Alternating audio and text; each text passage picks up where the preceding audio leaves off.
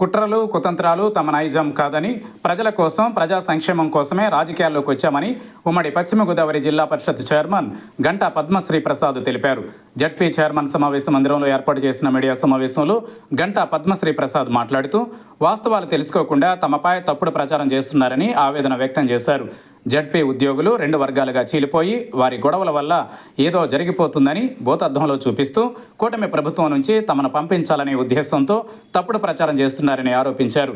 ఉమ్మడి పశ్చిమ గోదావరి జిల్లాలో ఎంపీలు, ఎమ్మెల్యేలు, మంత్రులతో సహా తమను గౌరవంగా చూస్తున్నారని చెప్పారు.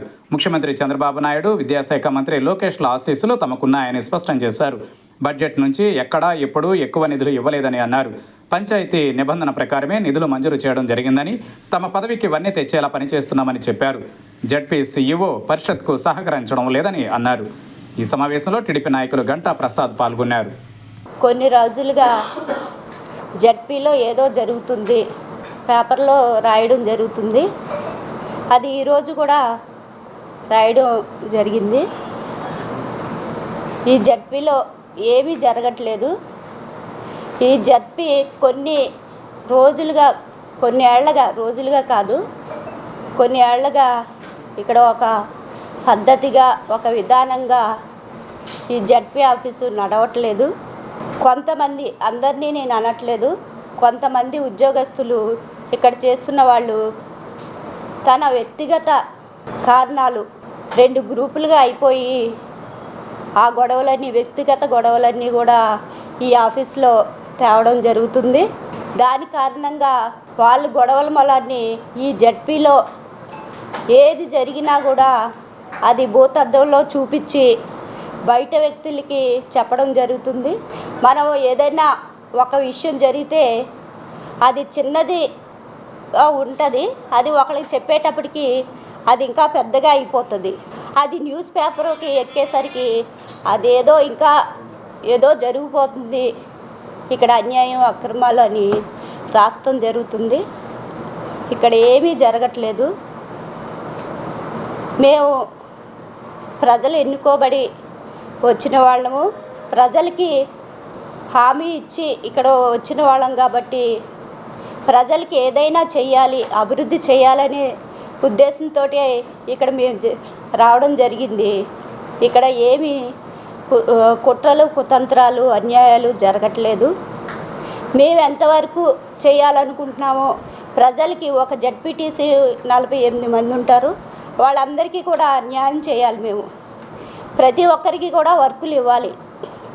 ఎందుకంటే వాళ్ళు కూడా, జడ్పీటీసీలు కూడా, వాళ్ళు కూడా ఎన్నికయ్యి, ప్రజలతో ఎన్నికయ్యి, వాళ్ళు కూడా హామీలు ఇచ్చి ఇక్కడికి వస్తారు కాబట్టి ఆ హామీలు నెరవేర్చాలి. కాబట్టి ప్రతి ఒక్కరికి కూడా మేము న్యాయం చేయాలి. జిల్లా, ఉమ్మడి పశ్చిమ గోదావరి జిల్లాలో అంతా కూడా అభివృద్ధి చేయాలనే విషయం మీదే మేము ప్రయత్నిస్తున్నాం. మేము ఎంతైతే చేయగలుగుతామో పని అంతా కూడా న్యాయంగానే జరుగుతుంది.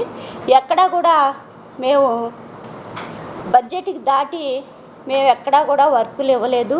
ప్రతి ఒక్కటి కూడా పేపర్ మీద మేము ఉంది మాకు. కాబట్టి మరి కూటమి ప్రభుత్వంలోకి వచ్చిన తర్వాత కూడా కొంతమంది మమ్మల్ని బయటికి పంపించాలి కూటమి ప్రభుత్వం నుంచి అని అనుకుంటున్నారు. ఇప్పుడు మేము పక్క దగ్గర పార్టీ నుంచి వచ్చాం కాబట్టి మేము అందరికీ నచ్చాలి అనేదేమీ లేదు. కూటమి ప్రభుత్వంలోకి మేము వచ్చిన తర్వాత చాలామంది నాయకులు, ఎమ్మెల్యేలు, ఎంపీలు అందరూ కూడా మమ్మల్ని చాలా మర్యాదగా చూస్తున్నారు. ఎక్కడికి వెళ్ళినా కూడా మాకు ఏ ఇబ్బంది లేదు. అందరూ కూడా బాగానే చూస్తున్నారు, మాకు గౌరవం కూడా ఇస్తున్నారు.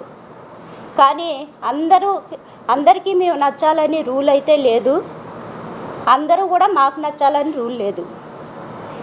ఎవరికి వ్యక్తిగతంగా కొన్ని గొడవలు ఉండొచ్చు, పార్టీ పరంగా ఉండొచ్చు, రాజకీయంగా ఉండొచ్చు. అవన్నీ కూడా మనసులో పెట్టుకొని కొంతమంది మమ్మల్ని బయటికి పంపించాలని చూస్తున్నారు. మేము ఏ తప్పు చేయలేనప్పుడు మేము ఎవరికి భయపడాల్సిన అవసరం కూడా లేదు. కొంతమంది మమ్మల్ని విమర్శించారు. ఎందుకంటే మేము అక్కడ లేనప్పుడు మా గురించి మాట్లాడడం అది మంచి పద్ధతి కాదు. అయినా మాట్లాడారు. వలస పక్షులు అని ఎన్నో రకాలుగా మాట్లాడుతున్నారు. కానీ మాకు వాళ్ళు ఎన్ని అనుకున్నా మాకేది దానికి సమాధానం కూడా మంత్రి గారు చెప్పడం జరిగింది. మన న్యూస్ పేపర్ వాళ్ళు ఏమని రాశారంటే జడ్పీ చైర్మన్ గారి గురించే మాట్లాడారు, ఆయన భక్త గురించే మాట్లాడారు తప్పించి మంత్రి గారి గురించి కాదు అని స్పష్టంగా పేపర్లో రాశారు. ఎందుకు మా గురించి అంత రాయడం? ఎందుకంటే పక్షులు, వలస పక్షులు అనేది ఇప్పుడు ఈ పార్టీ నుంచి ఈ పార్టీకి చాలామంది వచ్చారు. మేమే ఒక్కళ్ళమే ఎందుకు టార్గెట్ చేయడం? కూటమి ప్రభుత్వంలోంచి పంపించాలని చూసినా మేము పైన లోకేష్ గారు మమ్మల్ని ఆహ్వానించారు. అదేవిధంగా ముఖ్యమంత్రి వర్యులు చంద్రబాబు నాయుడు గారు కూడా మమ్మల్ని రమ్మనడం జరిగింది. కాబట్టి మేము ఎవరికి భయపడాల్సిన అవసరం లేదు. ఏదన్నా తప్పు చేస్తే మా వరకు మేము ఇక్కడ సర్దుబాటు చేసుకోగలుగుతాము. పై వరకు కూడా మేము ఎవరికి కూడా చెప్పం కూడా.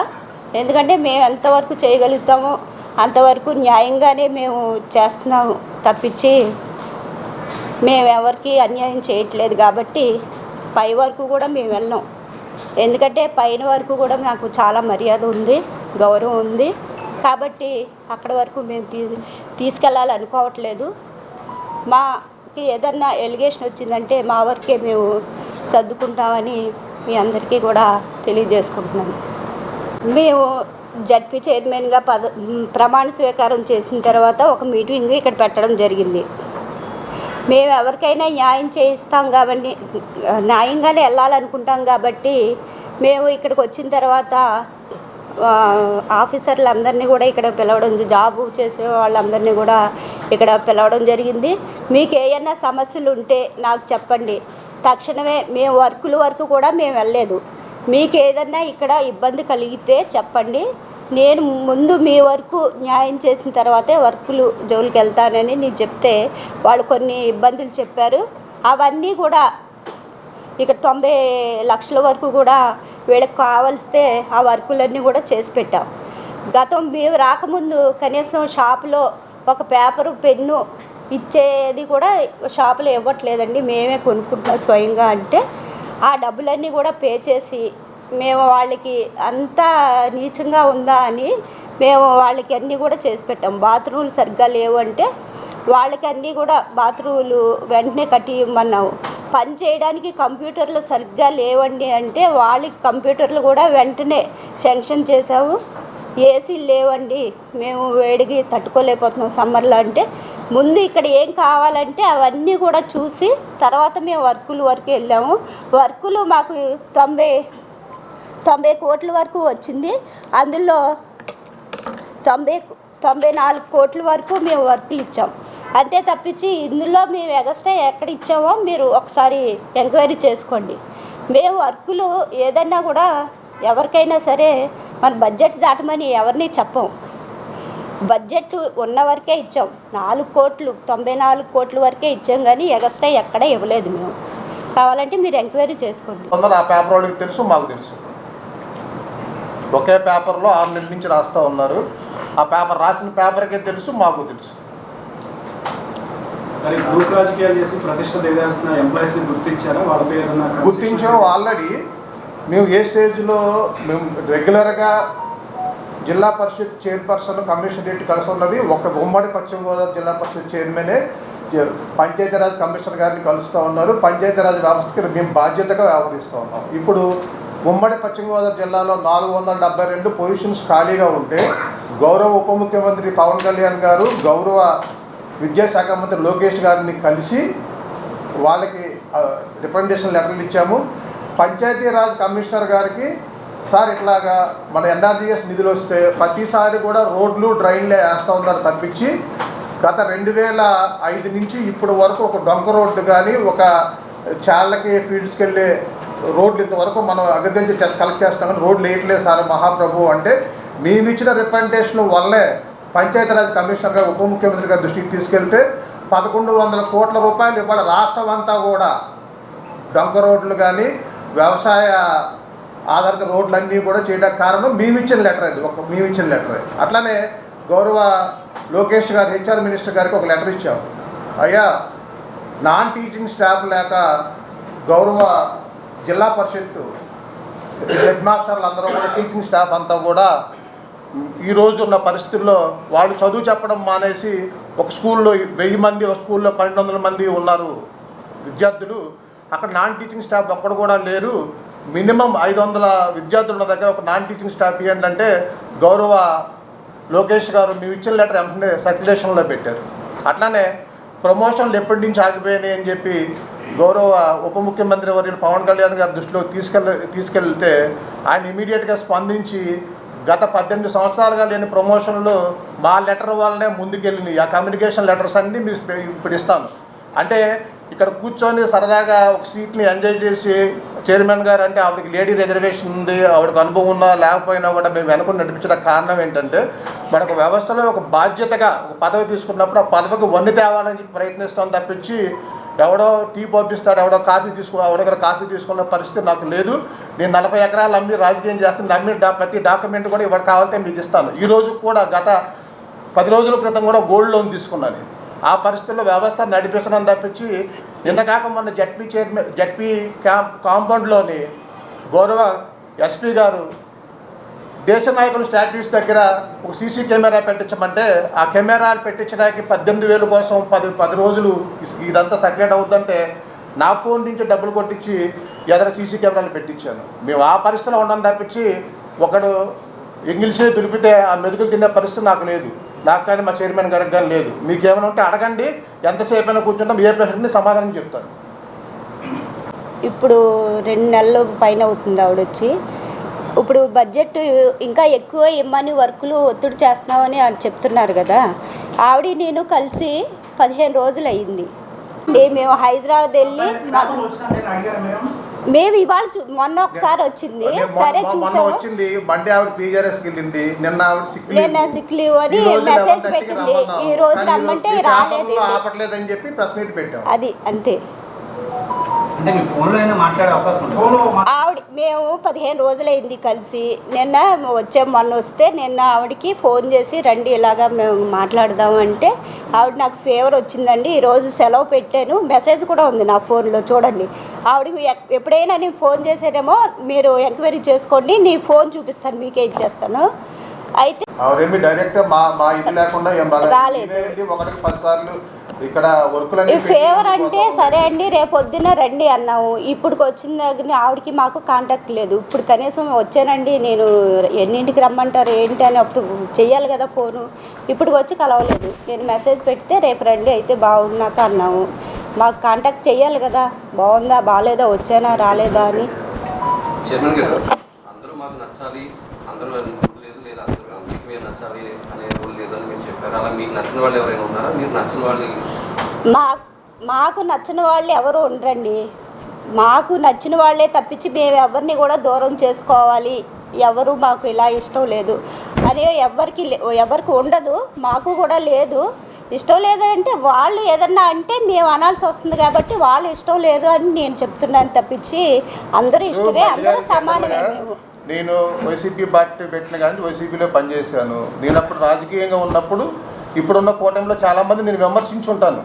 కొంతమందిని అంటే వ్యక్తిగతంగా కాదు, వాళ్ళకైనా సర్టిఫికేట్ తగాదాలు ఉండవు, ఆస్తి తగాదాలు ఉండొచ్చు, నచ్చకపోవచ్చు, ఇప్పుడు నచ్చకపోవచ్చు. వాళ్ళు నచ్చలేదు, రేపు నచ్చుతానేమో, ఇల్లు నచ్చుతానేమో వెయిట్ చేస్తా తప్పించి ఒకటితో పిలిచి రోడ్డు మీద పడి ఫైటింగ్ చేసాం. అలాగా మేము చెయ్యు. అది ఆయన నచ్చకపోతే మేము సైలెంట్గా ఉండదు. ఆయన నచ్చొచ్చు, మనం ఇద్దరు ఒకటి అవ్వచ్చు, అప్పుడు చాలా చిరాగ్గా ఉంటుంది కదా. పంపించాలని చూస్తున్నారని మీరే చెప్పారు కదా, అంటే వాళ్ళు ప్రయత్నాలు చేస్తున్నారు అనేటటువంటి విషయాన్ని మీరు చెప్పారు. వాళ్ళు అంటే ఇది మీరు పోరాటం చేస్తున్నారు లేకపోతే అది ఆ ఒత్తిడి ఏమైనా మీ పైన ఉంది?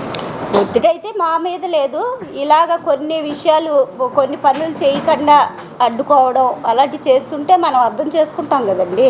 మీరు చిన్నపిల్లలు కాదు, మేము చిన్నపిల్లలం కదా, అర్థం అవుతుంది కదా. ఇప్పుడు రాష్ట్రంలో ఎక్కడా లేదండి విజయకేతనం అని చెప్పి బుక్ ఇస్తున్నాం మన జిల్లా పరిషత్ నుంచి. యాక్చువల్గా జిల్లా పరిషత్ స్కూల్స్ అన్నీ కూడా అండర్ కంట్రోల్ ఆఫ్ జిల్లా పరిషత్.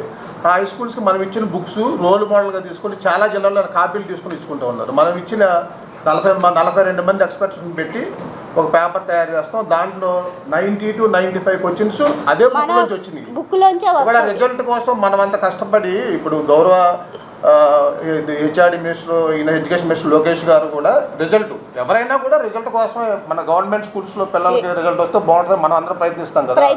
ఇప్పుడు ఫస్ట్ ఫెయిల్ అవుతున్నారు. ఎస్ అంతే కదా, అది చేయకుండా చేయడానికి మనల్ని రాజకీయంగా అంచాలి. సోకాళ్ళు ఒక పేపర్ రాస్తా ఉంది కదా గత 6 నెలల నుంచి, ఆ పేపర్ వాళ్ళకి ఇవన్నీ కనిపించవు, ఓన్లీ రాజకీయం.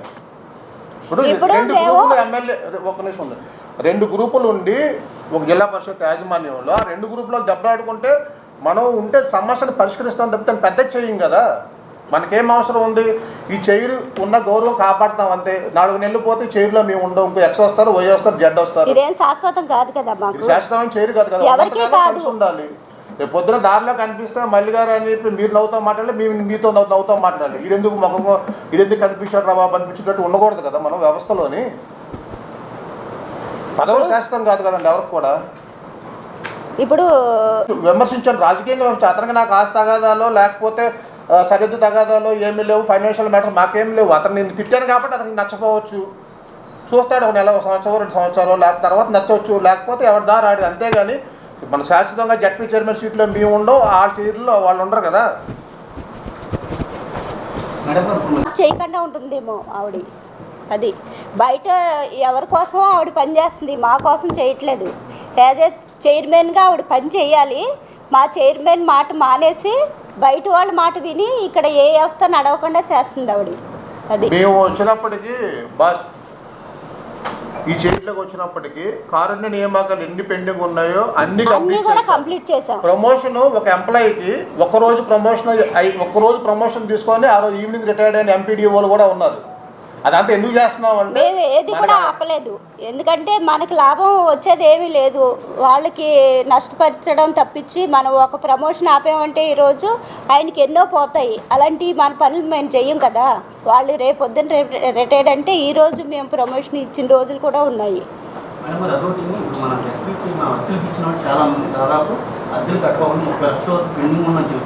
అదే అండి, మరి ఆ పనులే మానేస్తున్నారు కదా. ఆ పనులు ఇప్పుడు మీరు అద్దులు గురించి రివ్యూలు ఎన్నిసార్లు పెట్టామో, ఎన్నిసార్లు మేము మొత్తుకున్నామో, ఒక్క ఫైలు ముందుకు కదలదు. జడ్పీ కాంపౌండ్ వాళ్ళలో ఎవరెవరైతే మనకి రెంట్లు ఇవ్వాలో ఒకళ్ళు వెళ్ళి అడగరు.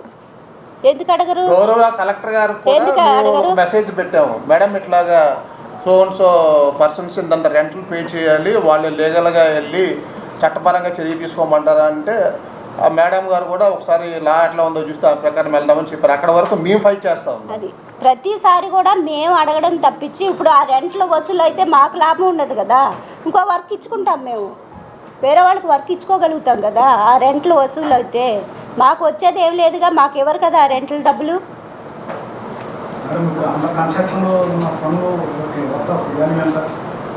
మొత్తం టోటల్లో 95 కోర్సు. గౌరవ కలెక్టర్ గారు కోరిన మేరట సత్యసాయి వర్క్స్కి వెళ్ళి సత్యసాయి డ్రింకింగ్ వాటర్ పక్క జిల్లాలో అయితే 13 సార్లు స్ట్రైక్ చేశారు, ఈస్ట్ గోదావరి జిల్లాలో. ఆ పరిస్థితి ఇక్కడ రాకూడదని చెప్పి 7 కోట్ల వరకు 7 కోట్ల రూపాయలు జిల్లా పరిషత్ నుంచి పే చేసాం. వాళ్ళకి వాళ్ళు 3 సంవత్సరాలు కూడా వాళ్ళు స్ట్రైక్ చేస్తామంటే వాళ్ళు రిక్వెస్ట్ చేసి మన దగ్గర నుంచి పే చేశారు. అవన్నీ మేము ఎందుకు చేస్తున్నాము? ప్రభుత్వానికి ఎటువంటి శానిటైజ్ ఫ్రీ శాండ్ చేశారు కాబట్టి శానిటైజ్ రావట్లేదు. గత 18 నెలలుగా స్టాంప్ డ్యూటీస్ కూడా అన్అఫిషియల్గా ఆఫ్ చేశారు. అవి తప్పించి మిగిలినన్ని యాజ్ ఆన్ డేట్ పే చేస్తూ ఉంటాం జిల్లా పరిషత్. 25 నుంచి 28 కోట్లు ప్రతి సంవత్సరం కూడా మనకు ఆదాయం వస్తుందండి. దాంట్లో 18 నుంచి 20 కోట్ల రూపాయల వరకు ప్రతి సంవత్సరం కూడా 20-25 కోట్ల రూపాయలు మనం ఇచ్చుకోవచ్చు బడ్జెట్. దానికి లోబడే ఉంది కానీ ఇక్కడ ఓవర్గా ఏం వెళ్ళలేదు.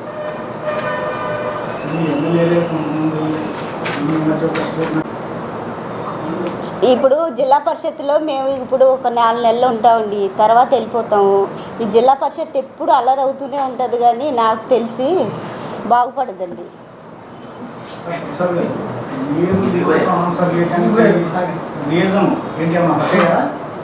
హట్ అయ్యాం, నా పేపర్లో రాస్తున్న వార్తలు చాలా హట్ అయ్యాయి. ఎందుకంటే మేము ఎప్పుడు కూడా న్యాయంగానే వెళ్తాం. ఎక్కడ అన్యాయం చేయాలి, ఏదో మాకు లాభం కోసం పొందాలని పని ఎప్పుడు కూడా చెయ్యము. కానీ చివరి రోజుల్లో ఇలాగ మమ్మల్ని బ్యాడ్గా చేసి మేము వెళ్ళేటప్పుడు బ్యాడ్గా చేసి పంపిద్దామని అనుకుంటున్నట్టున్నారు. దానివల్లనే కొంచెం ఎవరైనా హట్ అవుతారు కదా. అట్లా ఫెయిర్గానే చేస్తాడు. ఏదైనా నాతో ఇబ్బంది ఉందనుకోండి, నన్నే ముఖం మీద పిలిచి తిడతా ఉంటాడు, లేకపోతే నా కోపం ఆయన తిడతా ఉంటాడు. అంత రాజకీయం అంతా అట్లా ఉంటుంది కానీ అతను ఇలాగ చిల్లరగా చేయలేదు. అంటే మీరు ఇంతకుముందు ఏమన్నారంటే, ఇప్పుడు ప్రెస్ మీట్లు ఏమన్నారంటే, గతంలో నేను వైసీపీలో ఉన్నప్పుడు స్థానిక ప్రజాప్రతినిధులతో వ్యతిరేకత, అభివృద్ధి పనులు వ్యతిరేకత సాధింపులు ఉండవు కదండి రాజకీయంలో ఎప్పుడు కూడా అది ఎవరో మర్డర్ చేస్తే చచ్చిపోయాడు, లేదా రాజకీయంగా వీడిని నాశనం చేసి ఉండదు. మన సెల్ఫ్గా ఆత్మహత్యలే ఉంటాయి, హత్యలే ఉండవు రాజకీయంలో. అయితే ఈ ఉద్యోగులు వ్యవహారం వెనకాలే పొలిటికల్ అనాలిసిస్ ఉండదండి. ఇవాళ పొలిటికల్ రాజకీయ నాయకుల కన్నా కూడా ఎంప్లాయీస్లోని ఓటర్లోని చాలా చైతన్యం ఉంది. మనకన్నా వాళ్ళు తెలివైన ఉంటుంది, మీకన్నా నాకన్నా కూడా. జిల్లాలో దెందులూరు నియోజకవర్గానికి జడ్పీ పరిషత్ నిధులు తక్కువ వెచ్చించారనే అభిప్రాయము వెల్లడవుతుంది. 18 కోట్ల 78 లక్షలు దెందులు కాన్స్టిట్యూన్సీ ఖర్చు పెట్టాము. ఇంకొక 50 లక్షలు ఖర్చు పెట్టా సిద్ధంగా ఉంది. అదే అత్యధికమా? లేదు, మాకన్నా కూడా అప్పుడు ఎక్స్ చైర్మన్ పాలకొల్లులో మనకన్నా ముందంజలో ఉంది పాలకొల్లు. ఎందుకంటే పాలకొల్లు కన్నా కూడా మన గ్రామీణ వాతావరణం, ఇంకొక దెందులు కాన్స్టిట్యూన్సీ అంతా కూడా గ్రామీణ వాతావరణం కదండి, అది ఎక్కువ ఖర్చు పెట్టాల్సి వచ్చింది.